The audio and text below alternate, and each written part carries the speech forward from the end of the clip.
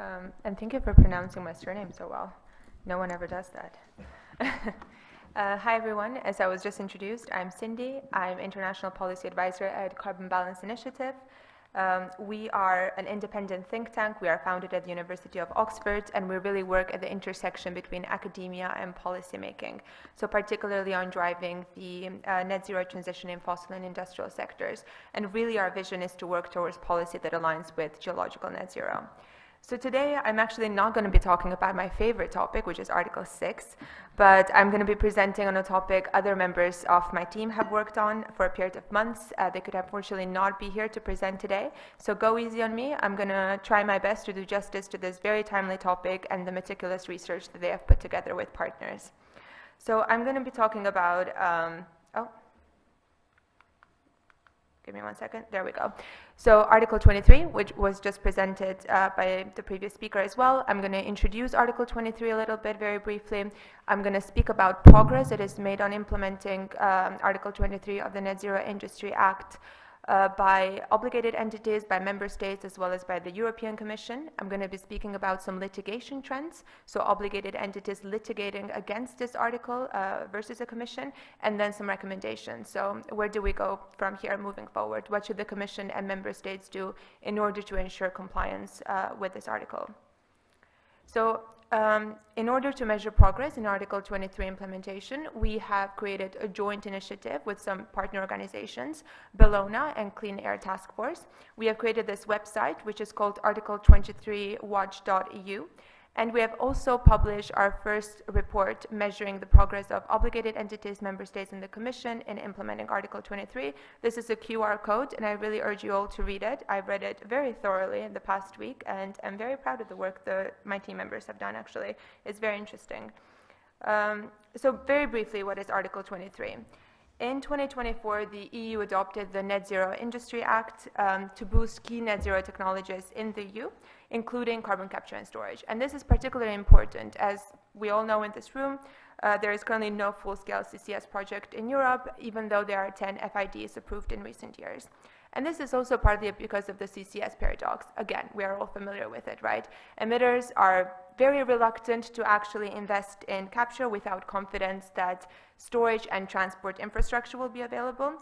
And on the other hand, storage providers or operators are unwilling to develop injection capacity without clear and predictable demand.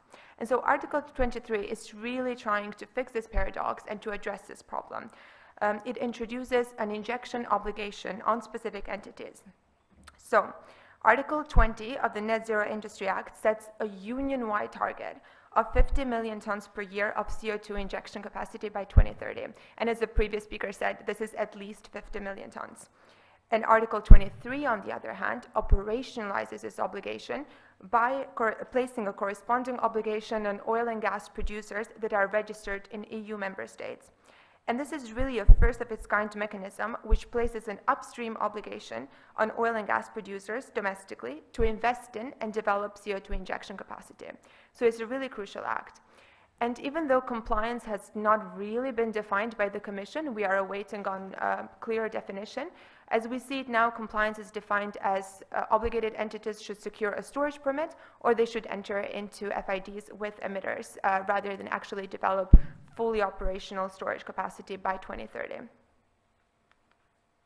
So who is obligated? In 2025, the Commission passed a decision which specified a pro rata contribution for oil and gas producers based on production data between 2020 and 2023. And it identified 44 oil and gas producers, as you can see here. And these represent around 95% of the EU's crude oil and natural gas production. And as you can see here, of the 44 individual obligated entities, several are either subsidiaries of larger entities or they are joint ventures between two or more entities. So how can obligated entities comply with Article 23 of the NZIA? There are three main ways to comply. You can either directly invest in CO2 injection capacity, either individually or together with other obligated or non-obligated entities. You can purchase by other obligated entities. So if you are in a deficit, you can purchase by companies that actually have storage capacity, surplus storage capacity. And currently we have identified 6 companies that might exceed their obligations by 2030. Or you can enter into contracts with non-obligated third-party storage developers. So the NZEA creates responsibilities not only for obligated entities, but also for member states and for the Commission itself, again, as addressed by the previous speaker. So obligated entities should deliver their injection capacities, their targets, or should pay penalties for non-compliance. And also they do have some reporting obligations as well. So they should start annually reporting every 2 years, starting from the 30th of June 2026. Member states, on the other hand, have both an enforcing and an enabling role. So enforcing, they need to ensure that the obligated entities within their jurisdiction are actually complying with the Act, or they should adopt penalties for non-compliance. But on the other hand, they also have this enabling role in which they should develop kind of a supporting environment for the development of injection capacity. And they can do this in many ways. They can grant projects special interest status, they can create greater transparency around geological storage data, they can simplify administrative procedures for permit applications, and so on. And the European Commission, on the other hand, should oversee implementation at a union level, and also should review and report market conditions to Parliament and at the Council. So it also has some reporting obligations. I'm not going to delve too much in this slide, but as you can see, these are some of the ways that member state can actually enable or facilitate storage development by obligated entities in their jurisdiction. So the real question is, can we actually reach this target? Is it feasible? As we know, carbon capture and storage projects are first-of-their-kind projects, and they have been particularly prone to experiencing delays. Some of the main reasons for this have been political uncertainty, funding policy design, funding award timelines, and so on. And we know that some of the earlier projects, those that were developed between 2018 and 2021, were particularly speculative at the beginning. And they were waiting for funding, they experienced lengthy storage permit delays, they were struggling really to find their first users. We heard of examples of the first project Aramis, Northern Lights also experiences, and also Portos. And Portos is currently also facing a lengthy legal challenge by environmental groups who are very concerned with the impacts of nitrogen emissions. So there are a series of reasons of why CCS projects experience delays. But these delays have typically occurred in the absence of political uncertainty. And so NZEA is really trying to create this political certainty for a CCS project. And whereas timelines can be challenging, this is feasible, this target is feasible. Today we see that storage projects have tended to announce timelines of around 5 to 6 years from inception to operation, which is really good. And also, much of the remainder of the EU storage project pipeline consists of onshore initiatives rather than offshore ones. And these onshore projects can actually be less technically complex, particularly in terms of site characterization or engineering work, so they can face fewer delays. And also, NZEA also facilitates shorter timelines. As we just heard mentioned, member states do have an obligation to have that maximum of 18 months to actually approve storage permits. So, are we on track? Obligated entities, there's a bit of an uneven mix. There are only 6 consolidated entities that are currently projected to meet or exceed their targets by 2030. You can see those listed there. 4 entities face quite large deficits: OMV, ExxonMobil, Orlen, and Romgaz. And several of these companies that do face large deficits are actually state-owned. And you can see that uneven kind of distribution on progress on the graph there. And something to note here, there are 27 rather than 44 obligated entities, because as I mentioned, most of them are subsidiaries or joint ventures.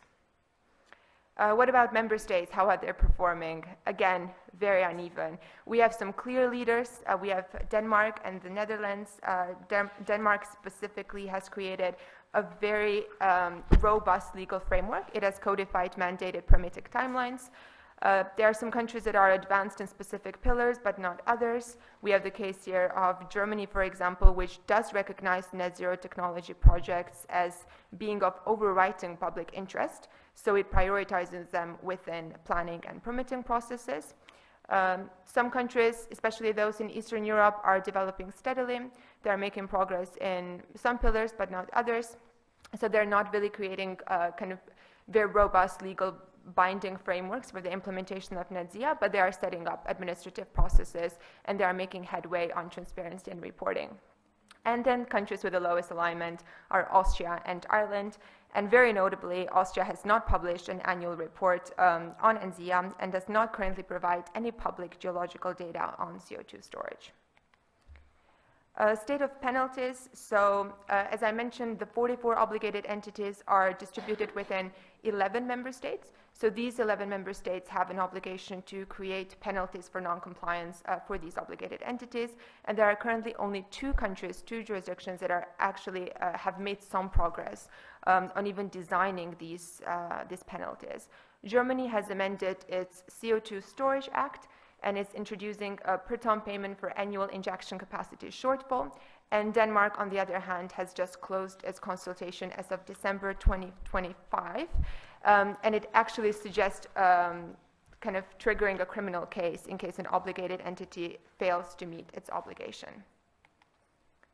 So some of the key findings from our first annual progress report is that the EU could reach up to approximately 43 million tons CO2 per year of injection capacity by 2030.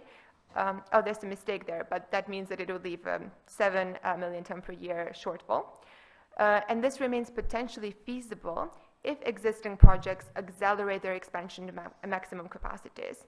And also, there is an additional injection capacity projected to be available from particularly non-obligated storage developers. And also, it is very crucial to remind ourselves that when we are talking about NZIA implementation, we're not starting from scratch.